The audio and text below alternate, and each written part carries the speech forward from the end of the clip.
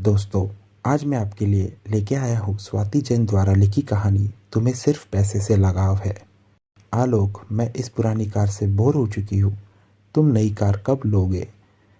तुम्हें पता है, कल ही मिसेज वर्मा बता रही थी कि उन्होंने ऑटोमेटिक गाड़ी खरीदी है जिसकी कीमत 25 लाख है।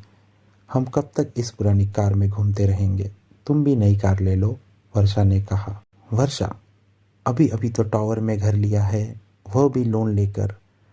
यहाँ का मेंटेनेंस तो तुम जानती ही हो। तुम मुझे नई कार के लिए कैसे कह सकती हो? क्या पैसे पेड़ पे लगे हुए हैं? हाँ, मैं तो भूल ही गया था। तुम्हारे लिए तो पैसे पेड़ पर ही लगे हुए हैं। तुम जब चाहती हो तब कुछ भी नया सामान उठाकर ले आती हो। तुम्हें तो बस भेड़ चाल का हिस्सा बनना है। मिसेज वर्मा हो या मिसेज शर्मा, बस उनकी बराबरी करनी है। आलोक ताव में आकर बोला। आलोक को ताव में देखकर वर्षा भी फूट पड़ी। हाँ हाँ, तुमने दिया ही क्या है मुझे? कितने सालों से टावर में घर लेने को कह रही थी, तब जाकर अब लिया है। और तुम्हारी यह फटीचर कार जिसमें अब बैठने का भी मन नहीं करता। हाँ हाँ, अब यह कार तुम्हारे लिए फटीचर हो गई है। एक समय था जब एक एक पैसा जोड़कर मैंने यह कार ली थी सिर्फ तुम्हारे ऐशो आराम के लिए। और भूल गई इस कार में बैठकर कितना घूमती थी तुम। अब मिसेज वर्मा की कार को देखकर तुम्हें यह कार फटीचर लगने लगी। याद रखो वर्षा, जो है जितना है उसमें खुश रहना सीखो, वरना बाद में पछताओगी। जब देखो तुम्हें मुझसे शिकायत ही रहती है। तुमने यह नहीं किया, तुमने वो नहीं किया। मैं तंग आ गया हूँ सुन सुनकर। मगर तुम्हारी शिकायतों का पुलिंदा ख़त्म ही नहीं होता। मुझे शांति की ज़िंदगी जीने दो वर्षा। मैं एक मिडिल क्लास व्यक्ति हूँ जो धीरे धीरे अपने सपने पूरे करता है। वर्षा एक बहुत अमीर घर की बेटी थी। आलोक से उसकी लव मैरिज थी।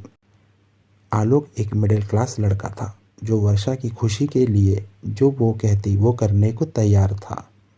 शादी के बाद वर्षा आलोक से खुश नहीं थी। कारण था आलोक का मिडिल क्लास सोच। वर्षा के सपने बहुत बड़े बड़े थे। उसे जो कुछ ज़िंदगी से मिला था वह उसमें खुशी ना ढूंढ सकी। उसे तो बस दूसरों के घर, दूसरों की कार, दूसरों का रहन सहन अच्छा लगता था। आलोक ने वर्षा के लिए क्या कुछ नहीं किया। हर कीमती चीज़ वो वर्षा के लिए हाजिर कर देता, मगर वर्षा कभी संतुष्ट नहीं हो पाती थी। आलोक सर से पांव तक कर्जे में डूब गया था। आज आलोक का गुस्सा 7वें आसमान पर था, पर वो बोला, मैं प्यार में अंधा हो गया था वर्षा। मुझे तुमसे शादी करने से पहले 100 बार सोचना चाहिए था। सारी गलती मेरी है। एक अमीर लड़की से शादी करने से पहले मुझे सोचना चाहिए था। मुझे लगा था कि तुम मेरे हालातों से समझौता करोगी, तुम मेरे साथ खुश रहोगी, मगर तुम्हें तो सिर्फ पैसों से लगाव है। आज तुम्हारे वजह से मैं कर्जे में डूब गया हूँ। आलोक पाँव झटक कर घर से बाहर चला गया। वर्षा भी रोने लगी। थोड़ी देर बाद वर्षा की माँ का फ़ोन आया। वर्षा ने उन्हें सारी बात बताई। वर्षा की माँ एक समझदार महिला थी। वह वर्षा को रिश्ते की नाजुकता को समझाते हुए बोली, वर्षा, आलोक एक समझदार लड़का है और तुमसे बहुत प्यार करता है।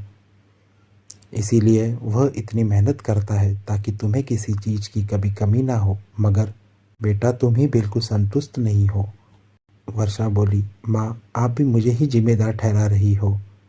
वर्षा की माँ बोली, बेटा, गलती तुम्हारी है, इसे तुम्हें स्वीकार करना होगा।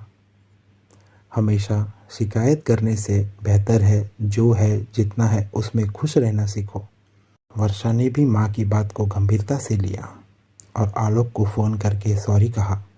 आलोक वर्षा से बहुत प्यार करता था, वो भी जल्दी मान गया।